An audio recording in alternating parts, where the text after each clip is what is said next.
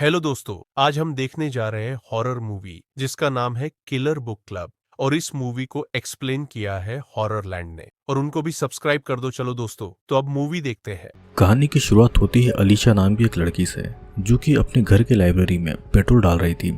उसकी माँ उससे बहुत रिक्वेस्ट करती है कि वो ऐसा ना करे, लेकिन फिर भी अलीशा अपनी माँ की बात नहीं सुनती है और लाइब्रेरी में आग लगा देती है। जिस आग में पूरा घर तो जलता ही है, साथ ही उसकी माँ की भी जलकर मौत हो जाती है।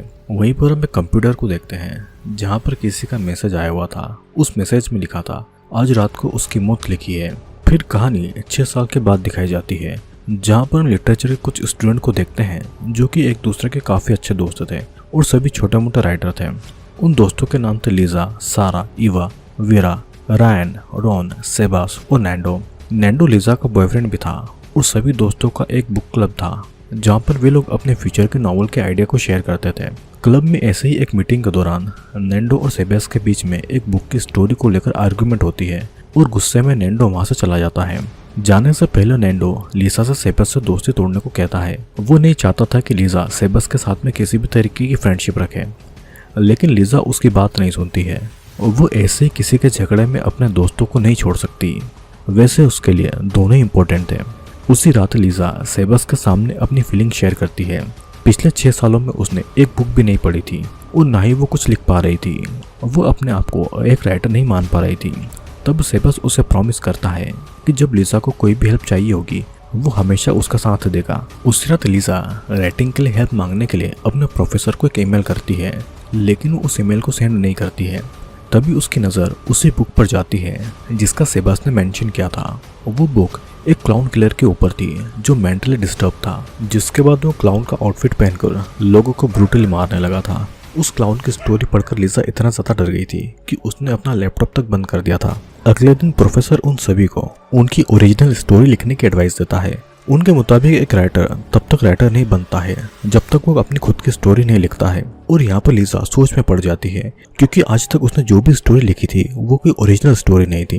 क्लास के खत्म होने के बाद में प्रोफेसर लीजा को अपने कैबिन में बुलाते हैं और जब लीजा उनसे मिलने के लिए जाती है तो वो उसको उसके ईमेल के बारे में बताते हैं। लीजा थोड़ा कंफ्यूज थी, उसे ये याद भी नहीं था कि क्या उसने ईमेल सेंड भी किया था या नहीं। अब इस बात को इग्नोर करके लीजा प्रोफेसर से उसकी राइटिंग को लेकर हेल्प मांगती है, लेकिन प्रोफेसर केबिन का डोर लॉक करके लीजा के करीब आने की कोशिश करता है। लीजा उसे डोर खोलने की धमकी देती है, लेकिन प्रोफेसर उसकी बात नहीं सुनता है और उसे एब्यूज करने लगता है। लीजा जब चिल्लाने वाली थी तब जाकर प्रोफेसर डोर को खोलता है और उसे जाने देता है, लेकिन उससे धमकी भी देता है कि अगर लीजा ने इस बारे में किसी को कुछ बताया तो वो उसकी जिंदगी बर्बाद कर देगा। घर जाकर लीजा इस बारे में अपने सभी दोस्तों को बताती है। प्रोफेसर की इतनी घटिया हरकत के बारे में जानकर सभी दोस्त बहुत ही गुस्सा थे और प्रोफेसर से बदला लेने का प्लान बनाते हैं। फिर सभी दोस्त एक क्लाउन का मास्क पहनकर रात को कॉलेज जाते हैं, जहाँ पर प्रोफेसर अपने केबिन में अकेला था।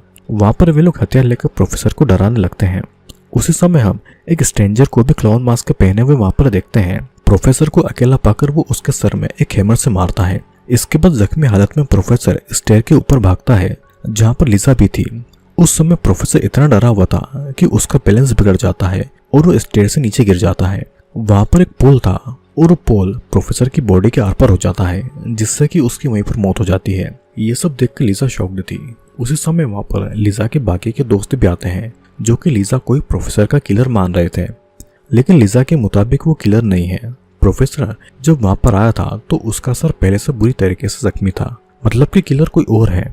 लीजा पुलिस को बुलाना चाहती थी, लेकिन उसके सभी दोस्त उसे एडवाइस करते हैं कि भले ही वे लोग सिर्फ प्रोफेसर को डरा रहे थे, लेकिन पुलिस उन्हें ही किलर मानकर उन्हें अरेस्ट कर लेगी। इसलिए सभी इस इंसिडेंट को सीक्रेट रखते हैं और अपना अपना क्लाउन मास्क जलाकर घर से चले जाते हैं। कुछ समय के बाद में पुलिस प्रोफेसर की इन्वेस्टिगेशन खत्म करके उसे आत्महत्या डिक्लेयर करती है और अब सभी की लाइफ पहले की तरह नॉर्मल हो चुकी थी, लेकिन लीजा अभी भी प्रोफेसर की मौत के लिए खुद को ही ब्लेम कर रही थी। उसी दिन उनके चैट ग्रुप में उसे क्लाउन किलर का मैसेज आता है जिसने अपना एक नॉवेल स्टार्ट किया था और उसने नॉवेल की फर्स्ट स्टोरी प्रोफेसर के मर्डर के ऊपर लिखकर उन्हें भेज दी थी, जो पढ़कर सभी दोस्त शॉक्ड थे और ऐसा लग रहा था कि किलर उन्हीं में से कोई एक है। फिर क्लाउन किलर नॉवेल का सेकंड चैप्टर ग्रुप में रिलीज कर देता है, जहाँ पर क्लाउन ने उनकी फ्रेंड वीरा को मारने के बारे में लिखा था। अब इस स्टोरी में जो लोकेशन मेंशन थी, लीजा और सेबास उसी लोकेशन पर जाकर वीरा को ढूंढने लगते हैं, लेकिन वहाँ पर उन्हें वीरा नहीं मिलती है, पर क्लाउन किलर का एक टू बी कंटिन्यू मैसेज मिलता है।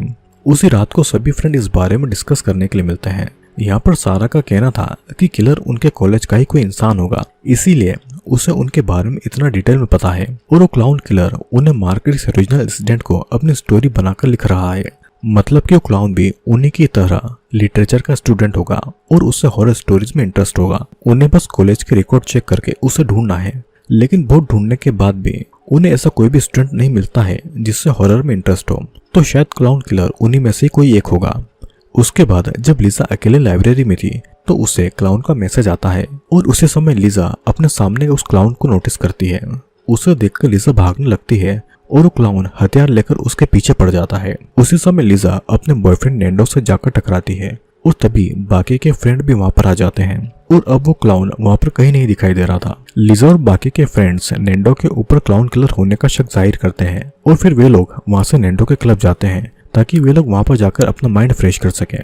कुछ देर के बाद में रायन क्लब से बाहर आता है जहां पर उसे वो क्लाउन दिखता है। तब वो क्लाउन के ऊपर अटैक करता है और उसका मास्क हटाता है, लेकिन क्लाउन को देखकर रायन ऐसा बिहेव कर रहा था जैसे कि वो उसे पहले से जानता है और वो उसका दोस्त हो। रायन कुछ समझ पाता उससे पहले ही वो क्लाउन एक हथियार रायन की बॉडी के आर पार कर देता है, जिससे कि रायन वहीं पर मारा जाता है। और रायन की मौत के कुछ दिन के बाद में वो क्लाउन अपने नॉवेल का 3rd चैप्टर ग्रुप में रिलीज करता है जिसमें उसने रायन के मरने के बारे में लिखा था। उसके बाद स्टोरी में जो लोकेशन लिखी थी सभी दोस्त वहां पर रायन की बॉडी को ढूंढने जाते हैं, लेकिन वहां पर भी सिर्फ किलर का लिखा हुआ टू बी कंटिन्यू मैसेज था। उसी रात को सेबेस से लिजा को पता चलता है कि क्लाउन की आईडी किसी एंजेला नाम की लड़की की है। ये वही लड़की है जिसको हमने मूवी के स्टार्टिंग सीन में देखा था। यहाँ पर एंजेला का नाम सुनकर लिजा शॉक्ड थी क्योंकि उसने 6 साल पहले एक नॉवेल लिखी थी और वो नॉवेल एंजेला की रियल लाइफ के ऊपर लिखी थी।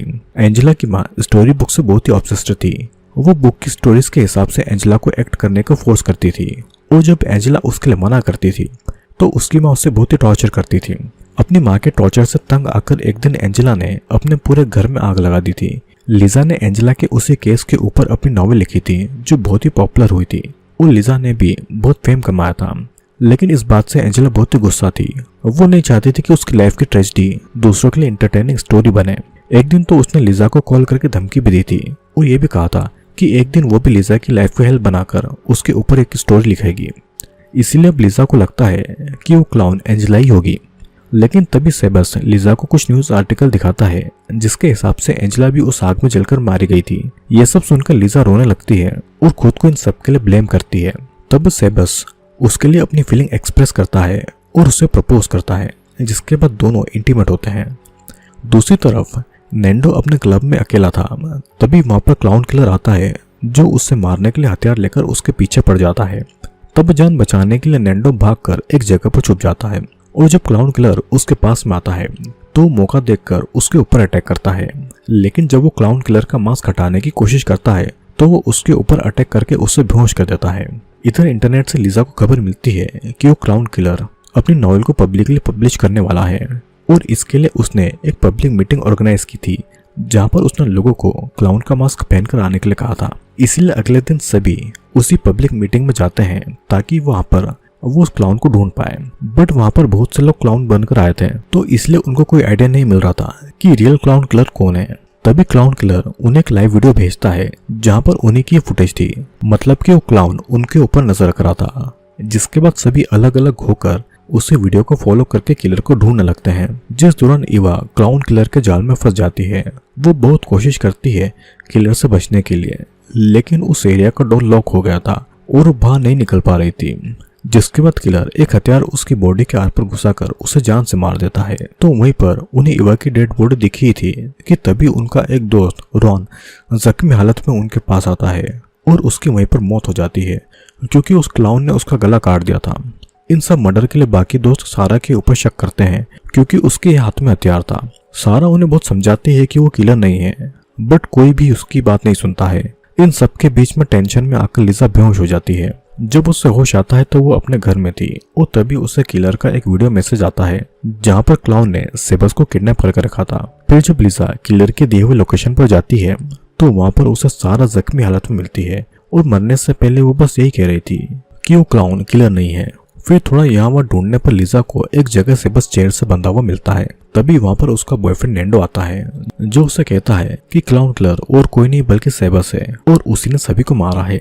लेकिन लिजा कुछ समझ पाती उससे पहले सेबस उठकर नैंडो के ऊपर अटैक करके उसे बेहोश कर देता है। फिर वो उसी हथियार को हाथ में लेकर लिजा को हॉस्टेज बनाता है और ये रिवील करता है कि उसी ने लिजा के लैपटॉप से प्रोफेसर को सेड्यूसिंग मैसेज भेजा था और इसलिए प्रोफेसर ने उसे अब्यूज किया था। उसके बाद जब उसी के प्लान के हिसाब से वे लोग जब प्रोफेसर को डराने के लिए गए, तब मौका देखकर उसी ने प्रोफेसर को मारा था, क्योंकि वो अपनी लिखी स्टोरी को रियल लाइफ में अप्लाई करना चाहता था। यह सब सुनकर लिजा एक पेन सेबस के नेक में मारकर वहां से भाग जाती है। सेबस भी उसे पकड़ने के लिए उसके पीछे भागता है कि तभी एक और क्लाउन लिजा के सामने आता है और ये क्लाउन और कोई नहीं बल्कि एंजेला ही थी, जो साग में कभी मरी ही नहीं थी। और अब तक एंजेला और सेबस ने दोनों ने मिलकर क्लाउन किलर बन के सभी का मर्डर किया था।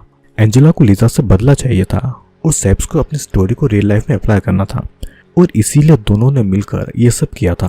अब इन सब के बाद में वे दोनों इन मर्डर के ऊपर एक मूवी भी बनाने का सोच रहे थे। फिर वे दोनों लिजा को मारने के लिए आगे बढ़ ही रहे थे कि तभी वहां पर नैंडो आता है, जो सेबस को बालकनी से नीचे गिरा देता है और नीचे एक पुल था जो सेबस की बॉडी के आर पार होकर उसकी जान ले लेता है। यहाँ पर सेबस और प्रोफेसर की मौत बिल्कुल सेम तरीके से हुई थी और सेबस की मौत होते देखकर एंजेला उस हथियार से नैंडो के ऊपर अटैक करके वहां से भागती है।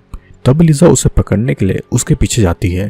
भागते भागते दोनों उस एरिया के बेसमेंट में आ जाते हैं और जब लिजा वहां का पावर स्विच ऑन करती है तो वहां पर शॉर्ट सर्किट होकर आग लग जाती है, जिसमें एंजेला जलने लगती है। लिजा उसे बचाने की कोशिश भी नहीं करती है और वहां से चली जाती है। कुछ देर के बाद में वहां पर पुलिस आती है और लिजा और उसके बॉयफ्रेंड नैंडो की हेल्प करती है। सीन कट होता है और अब कहानी 1 साल के बाद आती है, जहाँ पर लिजा और नैंडो बहुत ही खुश थे। दोनों की लाइफ अब पहले की तरह नॉर्मल हो चुकी थी। लेकिन एक दिन जब लिजा अकेली थी तो उसके सामने एंजेला उस क्लाउन का आउटफिट पहनकर आती है और हथियार लेकर उसे मारने के लिए उसकी तरफ भागती है। मतलब कि एंजेला फिर से एक बार आग में जलने से बच गई थी। ये देखकर लिजा चिल्लाती है और उसकी चीख के साथ में ये मूवी यहीं पर एंड होती है। तो दोस्तों, आज की मूवी आप सभी को कैसी लगी जरूर कमेंट बॉक्स में बताना और मिलते हैं नेक्स्ट वीडियो में, नेक्स्ट मूवी में। जब तक के लिए बाय बाय।